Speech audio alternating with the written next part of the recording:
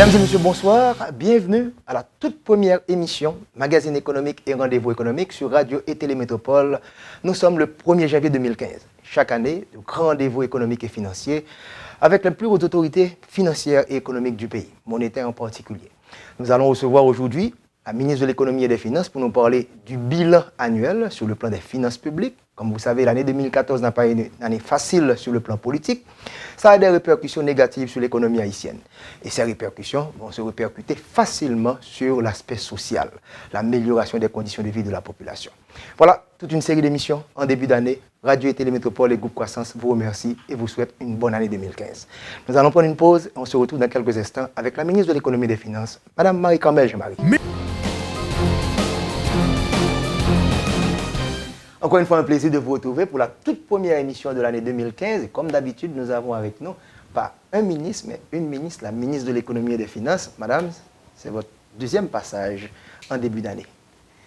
Bonjour, Roro. Et en fait, comme tu le sais, je ne suis pas trop féministe. On peut m'appeler un ministre. Ah. C'est le genre consacré pour le mot ministre, c'est un ministre, donc je ne vais pas le féminiser. Je n'ai pas voulu attirer la foudre des féministes. Un ministre de l'économie et des finances qui est une femme. C'est toujours bon de diversifier parce qu'en général, on a des hommes. L'année économique et financière, on parle d'un produit intérieur brut inférieur aux prévisions. On partait de plus de 4%. En milieu d'année, on a parlé de 3,6%. Il paraît qu'on sera en dessous de 3%. L'inflation, 5%, pas trop mauvais. Un taux de change s'est déprécié à peu près de 2%. Votre bilan pour l'année 2014, madame?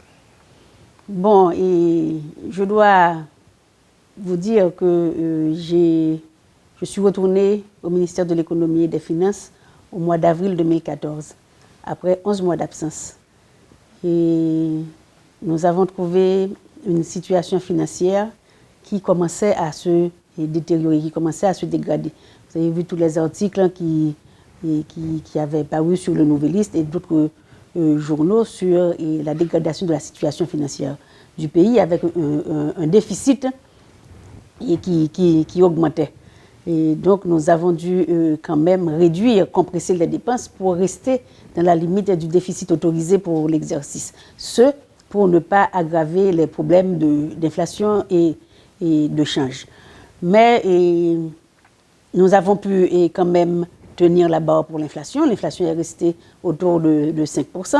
Le taux de change n'a pas vraiment été dégradé outre mesure, sauf la petite panique qu'il y a eu entre novembre et décembre, où le taux frisait les 48 gouttes pour $1, ce qui était un peu compréhensible pour la période, puisque, comme vous le savez, les commandes se font entre octobre et décembre pour la fin de l'année, bien que, je dois dire, entre parenthèses, quand même, les ressources douanières n'étaient pas au rendez-vous. Et en termes réels, en volume, les importations ont diminué pour la période. Et les dernières informations montrent un déficit de 698 conteneurs par rapport à l'exercice précédent. Les importations ont diminué? Les importations ont diminué en volume et en qualité. Donc, quand vous dites qualité? En qualité, c'est-à-dire les produits qui ont été importés, c'était des produits beaucoup moins chers. Donc, ce qui a quand même causé un manque à gagner très important au niveau des ressources douanières, au niveau des droits de douane. Et donc, pour revenir aux grands agrégats macroéconomiques, on a parlé du produit intérieur brut. Effectivement, l'IHSI vient de publier les dernières statistiques du taux de croissance du PIB. Et nous avons selon les estimations pour 2013-2014, un taux de croissance de 2,8%, nettement en deçà de ce qui avait été prévu, autour de 4,6, 4,8, bien entendu, qui avait été révisé en cours de route pour être fixé autour des 3,6%. Mais ceci également peut être expliqué par la situation financière de l'État, la situation du Trésor public. Et vous le savez que le secteur agricole compte pour entre 23 et 25% dans la formation du PIB. Les derniers investissements vraiment importants qui avait été réalisé au niveau du secteur agricole remonte à post-Sandy, où une enveloppe d'environ 785 millions de gourdes avait été allouée au secteur agricole pour tout ce qui est protection de berges, curage, et notamment pour les programmes de semences et d'engrais. Si on avait publié les statistiques et les prix des produits agricoles, vous auriez vu, on aurait pu remarquer qu'après ces investissements, on a vraiment eu une stabilité au niveau du prix des produits agricoles sur les marchés, et jusqu'à cette date.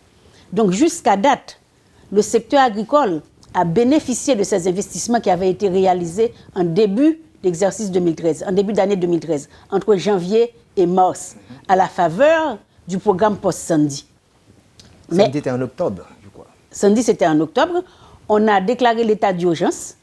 Et à la faveur de cet état d'urgence, il y a eu beaucoup de projets pour le secteur agricole qui avaient été approuvés.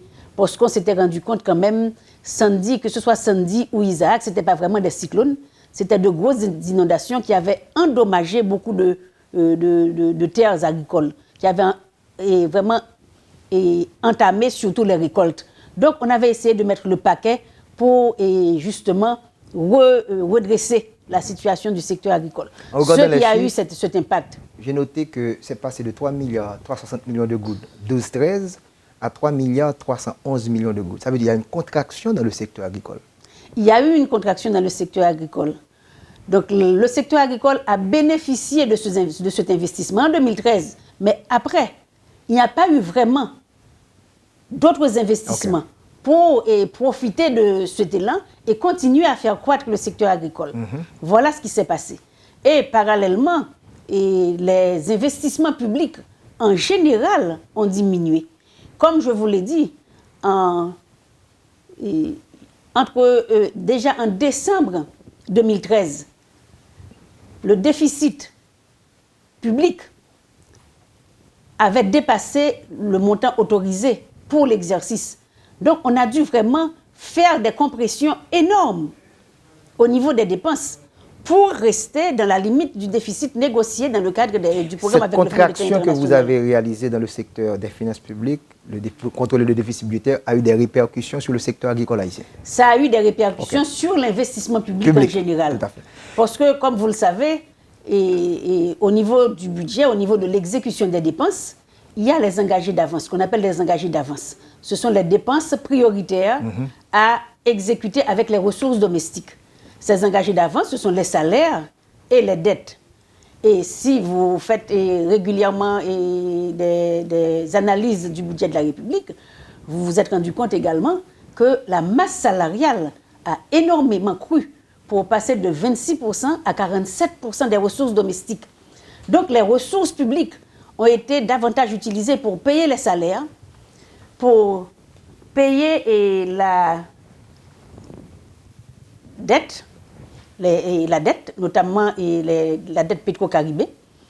Et également, il y a les subventions. Et vous savez, il y a beaucoup de programmes sociaux qui étaient en cours. Donc les subventions sont prises en charge par les ressources domestiques. Nous ne pouvons pas nous endetter ni utiliser l'appui budgétaire pour financer des subventions. Tout à fait. Maintenant, passons aux industries manufacturières, qui est un secteur assez important dans l'économie haïtienne. C'est passé de 1 milliard 75 millions à 1 milliard 201 millions. Est-ce que ça veut dire que ce n'est pas extraordinaire la valeur ajoutée qui a été réalisée dans le secteur de l'industrie? Non, ce n'est pas vraiment énorme ce qui a été réalisé. Lorsqu'on sait que l'État a mis quand même l'emphase sur la manufacture, notamment avec le port Caracol, et qui continue son exploitation, qu'on continue le développement du port Caracol, il y a eu quand même d'autres industries, d'autres usines qui ont augmenté le parc industriel au niveau du secteur privé. Il y a cette usine de recyclage plastique pour faire des bancs d'école. Et il y a eu également une minoterie qui a été créée. Il y a quand même la Chaïza Famosa qui essaie timidement d'augmenter ses investissements. Est-ce que c'est apparu dans ce résultat que vous avez là?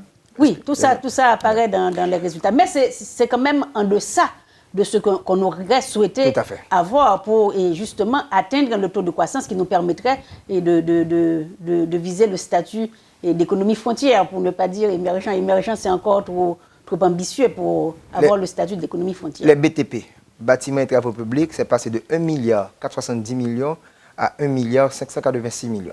Ce sont essentiellement les investissements au niveau des bâtiments publics. Les ministères qu'on est en train de reconstruire. Les ministères qu'on est en train de reconstruire, et la Cour de cassation, etc. Il y a quand même les projets de logement qui ont continué. Il y a les projets routiers. Et il y a également cet investissement privé au niveau de la FITO pour avoir un nouveau port privé. Donc tout ça, ça rentre dans les BTP. Okay. L'économie haïtienne de plus en plus, c'est une économie de services, commerce, restaurants et travaux et hôtels, pardon, c'est passé de 4 milliards 147 millions à 4 milliards 322 millions. C'est le poids le plus lourd de l'économie haïtienne et peut-être une croissance qui n'est pas mauvaise. C'est une croissance qui n'est pas mauvaise, mais on ne peut, le tertiaire n'emploie pas vraiment beaucoup de personnes. Et donc, même si on a une croissance importante, ça ne crée pas la masse critique d'emploi qui nous permettrait justement d'avoir une vraie distribution de la richesse créée. Donc, c'est pourquoi nous misons et nous mettons toujours le cap sur le secteur agricole et au niveau du secteur secondaire, la manufacture. Et la manufacture et la transformation des produits agricoles. La manufacture, c'est pour créer beaucoup plus d'emplois pour les femmes. Et le secteur de transformation agroalimentaire, c'est pour créer un marché pour la production agricole, un débouché pour la production agricole et donner beaucoup plus de valeur ajoutée à l'agriculture et améliorer le revenu des travailleurs agricoles. Parce que, tu le sais, le secteur agricole emploie jusqu'à présent 40% de la population. Donc, un effort au niveau du secteur agricole et pour des investissements importants, également au niveau de la transformation pour leur donner le marché qui est le marché qui doit être qui est important pour l'agriculture, c'est la transformation des produits agricoles, parce qu'ils sont périssables, donc il faut pouvoir les transformer rapidement et pour avoir une valeur ajoutée intéressante. Donc là, nous mettons toujours le cap sur ce secteur sans décourager les investissements au niveau du secteur hôtelier, du commerce, et les services bancaires et autres. Un secteur porteur dans le temps, transport et communication. Est-ce qu'il y a une stagnation maintenant puisque c'est passé de 1 milliard 117 à seulement 1 milliard 158? Est-ce que les investissements qui ont été réalisés dans ce secteur, particulièrement communication, on a atteint la stabilité? Non, ce n'est pas que nous avions atteint la stabilité. Vous savez, ce secteur, c'est un secteur qui bouge énormément. Et donc, les équipements qui étaient à la pointe de la technologie il y a 2 ans de cela commencent à devenir obsolètes. Donc, c'est un secteur qui doit continuer à investir, mais quand même, avec la stagnation des revenus, le secteur de télécommunications a moins de ressources, moins de revenus et génère moins de profits pour les réinvestissements. Et donc, quand même, nous pensons également qu'il faut créer des revenus dans d'autres secteurs pour que le tertiaire puisse continuer à se développer. Je dois vous dire que votre confrère ou consoeur en République dominicaine a eu un taux de croissance de 7%. Les investissements, particulièrement au niveau des mines. Je regarde Haïti là, pas significatif. Les industries extractives, c'est passé de 18 millions à 19 millions. Quand est-ce qu'on va profiter d'un tel secteur comme les Dominicains le font? Bon, et vous le savez, nous avons essayé quand même de faire, du point de vue légal, et d'avoir les instruments nécessaires pour pouvoir exploiter ce secteur. Et nous avons bénéficié d'une assistance technique substantielle et très importante de la Banque mondiale, et ce qui nous a permis de revoir complètement la loi minière. Mais malheureusement, cette loi est arrivée au moment où cette loi a été prête au moment où les députés partaient en vacances. Donc c'était difficile de faire le dépôt. Et vous devez savoir également que par résolution du Sénat, et donc le gouvernement avait dû mettre en veilleuse tous les projets miniers qui étaient en cours. Et il y a particulièrement la firme internationale Newmont qui jusqu'à présent attend et son permis d'exploitation, parce que Newmont a déjà investi autour de 30 millions de dollars dans l'exploration. Et là, ils étaient prêts à passer à la phase exploitation. Mais il faut attendre cette nouvelle loi minière, que je pense qu'il est importante parce que la loi avec laquelle on travaillait, elle était devenue très obsolète et ça ne protégeait pas suffisamment le pays par rapport aux investisseurs étrangers. Doit-on conclure que le manque de relations harmonieuses, le manque de rapidité dans la gestion des lois dans ce pays a un impact négatif sur l'économie haïtienne? Très, très. Nous avons beaucoup de lois importantes pour le secteur agricole, des lois économiques, la loi minière. Nous avons vraiment tout un paquet de lois qui attendent au Parlement pour être votées et qui justement nous empêchent de faire ce saut qualitatif et vraiment faire... Avant de prendre la pause, juste un dernier point, je regarde l'électricité et eau, l'électricité en particulier qui bouffe beaucoup d'argent chez vous, madame, passant de 69 millions à 70 millions. Comment peut-on développer une économie aujourd'hui industrielle ou agricole de manière moderne avec des taux aussi faibles de croissance en eau et électricité? Pour l'électricité, je pense qu'il faut vraiment prendre le taureau par les cornes. Il faut restructurer le DH. Il faut restructurer le DH et rendre cette entreprise rentable.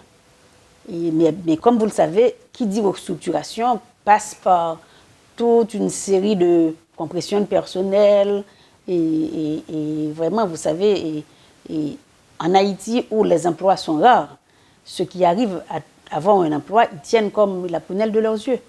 Donc, en restructurer le DH, qui est devenu une plaie pour le trésor public, au lieu d'accompagner l'économie haïtienne, devient une plaie. Et donc, ça demande vraiment une décision politique de très haut niveau.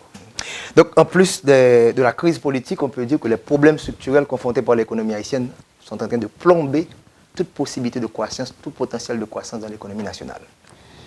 Ce n'est pas seulement les problèmes structurels, il y en a beaucoup. Il y a beaucoup de problèmes structurels qui nous empêchent justement de recevoir ces